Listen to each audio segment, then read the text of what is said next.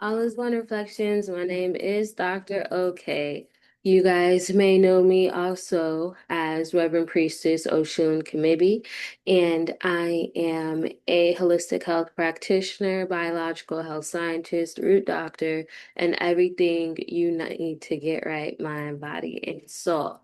And right now, I just wanted to take a moment just to explain the importance of New Year's Eve, especially for us Hoodoo practitioners.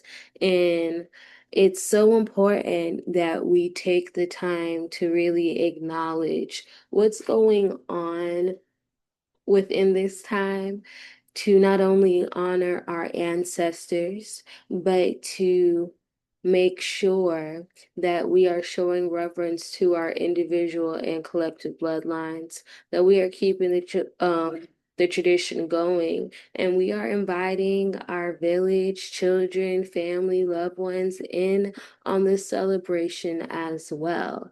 Because tonight is a celebration. Yes, we are going into the new year, but in 1862, December 31st, that was important for us, especially for our ancestors.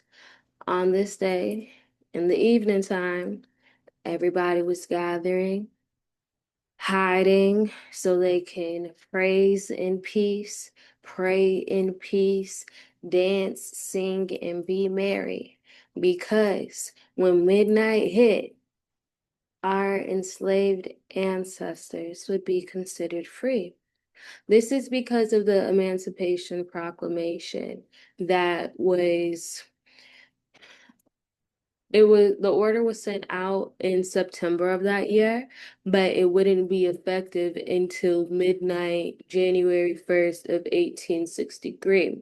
So on the night prior to December 31st, 1862, that is when all of our ancestors were gathering and literally the night um watching the night for their freedom. Okay, because literally when midnight hit, free at last, thank God Almighty, we are free. This was followed up by a meal, and we all know what that is because we eat them today. Collard greens, black eyed peas, mac and cheese, all right, all that. We have continued the tradition on, and you would see this in our Black churches, Kojic Baptist, any Black church really, where there is some instance of reverence for watch night service, whether it's just flat out called watch night service, like how I grew up in, because y'all know I'm a preacher's kid, so granddaddy was doing it, daddy was doing it. And in my experience growing up, when we were having service, there would be a minister, two ministers, and they would call out, watchmen, what is the hour? And the minister would look at their watch and they would say, 3 minutes till, 30 minutes till, 1 hour till, right?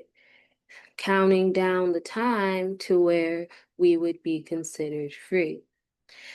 For me, that is important to not only see real time how the tradition has carried this far, but understand that we can pray, we can praise, we can dance, we can sing in public, but our ancestors had to just give thanks and do all these things in private. They had to hide in the bushes and the trees, ducked off. Some instances there were what blankets carried out around to block out the sound. Because you remember, we had to be hushed up, right? We couldn't be caught because this was still not okay, no matter how free we were. We weren't allowed to practice religion on our own. So later on, like I said, we created and we establish our own meanings of service. Bush houses first, praise houses, Um, there are some other names that some of the early African American churches go by, but no matter what, the instance is the same, where you know that even though it's the same Bible that all the Christians use, it's different when you go to a black church and when you don't, because it's a certain ashe, it's a certain instance of just good old black magic that is there. And obviously, I mean that in the most respectful way, because we as melanated individuals really put the super in supernatural, especially because this is just a natural experience for us. We as melanated people are ritualistic in nature, whether we recognize it or not. And I'm so grateful that we are in a period to where we are collectively recognizing who we are, whose we are, where we came from, and we're able to do it with pride. So when you see this video within your New Year season, whether it's on Freedom's Eve, the next day, or even a few days after, just take a time to say thank you, to show reverence. And we know the easiest way to do that is literally just by prayer. But also, pour it out for the homies, If you can do it for your homeboy, you can do it for grandma and them. All right. We know this. All right. Also, some of the food that you'll be eating over the next few days, give some to the ancestors as well. These are very simple acts of connection. And if you would like something more personalized, something that you just need to align yourself with, I will have my link in the description because for my 2026 year readings, and this would be a astrology, cartomancy, and bone divination, 3 divinations in one to outline how you can best align and get right for this upcoming year. And if you just want to take it season by season, you can also just book a seasonal checkup too.